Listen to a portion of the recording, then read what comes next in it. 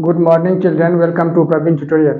आज क्लास 10 का coordinate geometry लेके आया हूँ। वही इंपॉर्टेंट एंड प्रोबेबल क्वेश्चंस जो चल रहे हैं, ये कोऑर्डिनेट ज्योमेट्री का भी मैं एग्जामिनेशन पॉइंट ऑफ व्यू से इंपॉर्टेंट एंड प्रोबेबल क्वेश्चंस ही आज से सॉल्व करूँगा। जो थोड़ा ध्यान से देखिए और क्वेश्चन है क्या, इसको करना कैसे है। बहुत ईजी चीज़ है। लोग कोऑर्डिनेट ज्योमेट्री से घबरा जाते हैं, ज्योमेट्री का नाम सुन करके घबरा जाते हैं, लेकिन वैसा कुछ नहीं है। यह डिस्टेंस फार्मूला एक होता है, जिस डिस्टेंस फार्मूला को भी मैं समझाऊंगा जहाँ यूज होगा। और देखिए क्वेश्चन क्या है, करना कैसे है। क्वेश्चन है, if x is a positive integer such that the distance between the points p x2 and q 3 - 6 is 10 units, then find the value of x। मतलब x का वैल्यू निकालना है। p और q दो पॉइंट दिया हुआ है जिसके बीच का डिस्टेंस 10 यूनिट्स है। तो सबसे पहले क्या करना होगा, जो p और q दो पॉइंट लेना है। अब देखिए, सबसे पहले पॉइंट लेना है P और Q।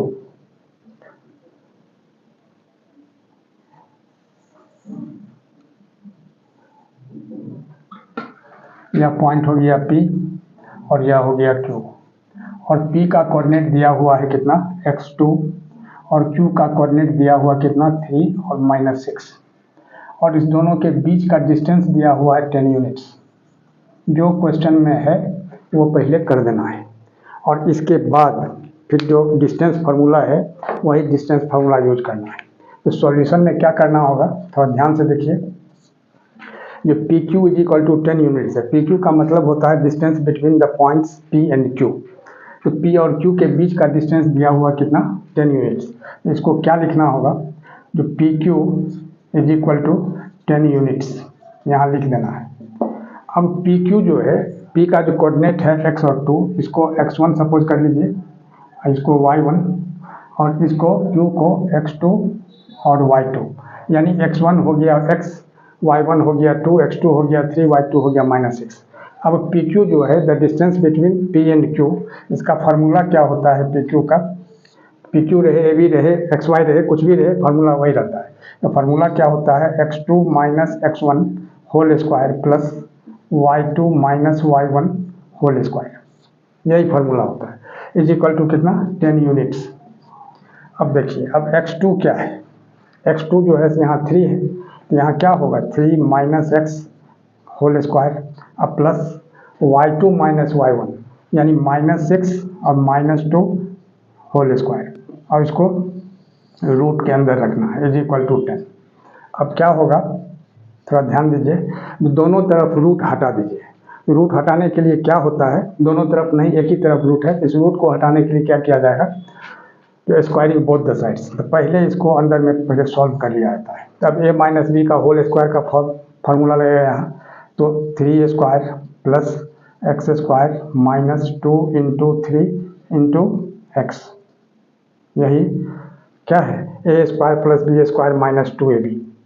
तो यह फार्मूला लागू हो गया। प्लस अब यहाँ गौर कीजिए, -6 और -2 क्या होता है, -8।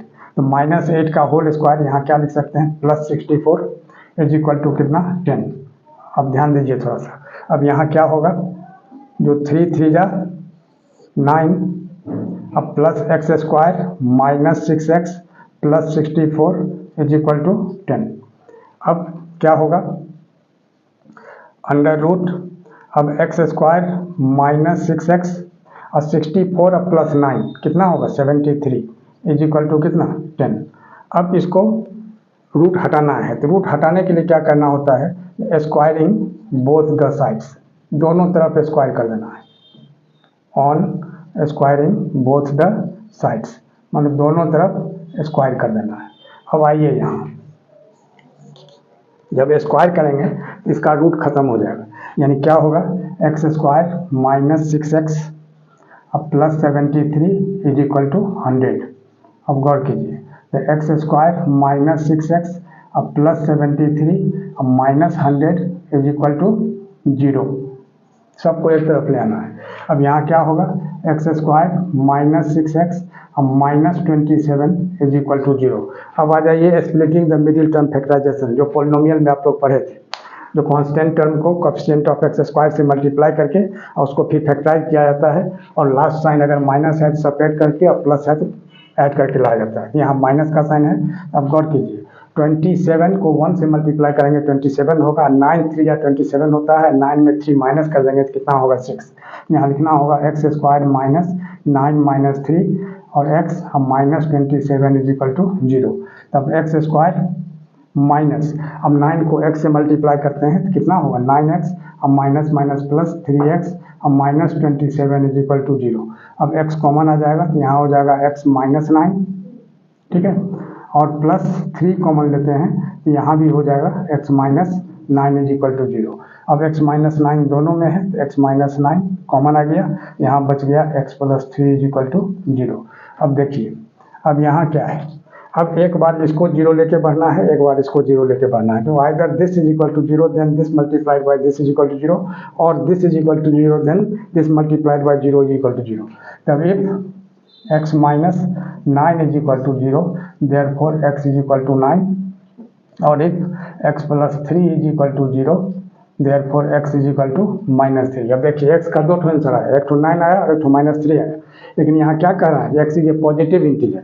अब चूंकि क्वेश्चन में पॉजिटिव इंटीजर है तो देयरफॉर यहाँ नेग्लेक्ट कर दिया जाएगा, यहाँ नेगेटिव लिख करके नेग्लेक्ट कर दिया जाएगा, है ना। Therefore x is equal to कितना 9, और यही इसका आंसर हो जाएगा। क्वेश्चन देखिए, ये find the distance between the points a cos theta plus b sin theta 0 and 0 a sin theta minus b cos theta. यही दो पॉइंट है a और b जिसका कोऑर्डिनेट दिया हुआ है। तो क्या करना होगा, इसको x1 और y1 सपोज कर लिया गया, ठीक है, और इसको x2 और y2 सपोज कर लिया गया। मतलब x1 में हो जाएगा a cos theta plus b sin theta, y1 में हो जाएगा 0, यहाँ x2 में 0 और y2 में हो जाएगा a sin theta minus b cos theta. अब देखिए सॉल्यूशन में अब क्या करना है, जो AB यानी distance between a and b, तो AB इज इक्वल टू क्या होगा, फार्मूला तो वही होता है x2 minus x1 whole square अब plus y2 minus y1 whole square. थोड़ा सा ध्यान दीजिएगा, मैंने कोऑर्डिनेट ज्योमेट्री में ट्रिग्नोमेट्री घुसा है, ये थोड़ा सा कॉम्प्लिकेशन होगा, लेकिन उस तरह की बात नहीं है जैसे आप सोच रहे हैं। अब देखिए, अब x2 क्या है 0, तो 0 माइनस, अब x1 में क्या हो जाएगा a cos थीटा अब प्लस b sin थीटा, ठीक है, और इसका होल स्क्वायर अब प्लस y2 माइनस y1, तो y2 में क्या है a sin theta minus b cos theta और माइनस 0, माने y2 माइनस y1 में यहाँ 0 है, इसका होल स्क्वायर। फिर क्या होगा, अब गौर कीजिए, अब यहाँ 0 माइनस दिस, तो यही हो गया माइनस दिस, और इसका होल स्क्वायर क्या होगा, माइनस का होल स्क्वायर प्लस हो जाता है, यानी क्या होगा a cos थीटा अब प्लस b sin थीटा इसका होल स्क्वायर, ठीक है। अब आगे आइए, अब इसमें क्या है a sin theta minus b cos theta अब माइनस 0, तो इसका मतलब यही a sin theta minus b cos theta हो गया, तो इसका भी हो जाएगा a sin theta minus b cos theta इसका होल स्क्वायर, ठीक है। अब आइए इधर, अब अंडर रूट, अब a प्लस बी का होल स्क्वायर में टूटेगा तो क्या होगा a स्क्वायर, यानी a square cos square theta plus b square sine square theta अब प्लस 2ab होता है, तो 2ab, तो a into B A B हो गया, और यहाँ क्या हो गया cos theta into sine theta, ठीक है। आगे आइए, प्लस फिर यहाँ a माइनस बी का होल स्क्वायर में टूटेगा, तो यहाँ हो जाएगा a square sine square theta अब plus b square cos square theta अब माइनस, अब 2ab, तो 2 इंटू a इंटू बी, और यही साइन थीटा कॉस थीटा लिखिए या कॉस थीटा साइन थीटा लिखिए, बोथ आर सेम, ठीक है। अब क्या होगा, यहाँ 2ab cos theta into sine theta, यहाँ 2ab cos theta into sine theta, एक तो पॉजिटिव है एक तो निगेटिव है, कैंसिल हो गया। अब आगे देखिए, अब a square cos square theta है, यहाँ a square sine square theta है, तो इसमें a स्क्वायर कॉमन ले लेते हैं, तो कॉमन लेने के बाद यहाँ क्या बचेगा sign square theta plus cos square theta.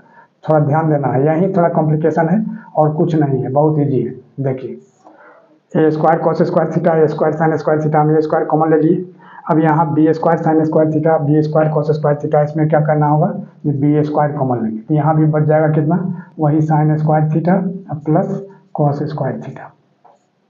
अब देखिए, अब जानते हैं जो sign square theta plus cos square theta 1 होता है, यहाँ भी 1 हो गया, यहाँ भी 1 हो गया, तो ए स्क्वायर को 1 से मल्टीप्लाई कर देंगे तो कितना होगा, ए स्क्वायर ही रहेगा, और बी स्क्वायर को 1 से कर देंगे तो बी स्क्वायर ही रहेगा, ठीक है।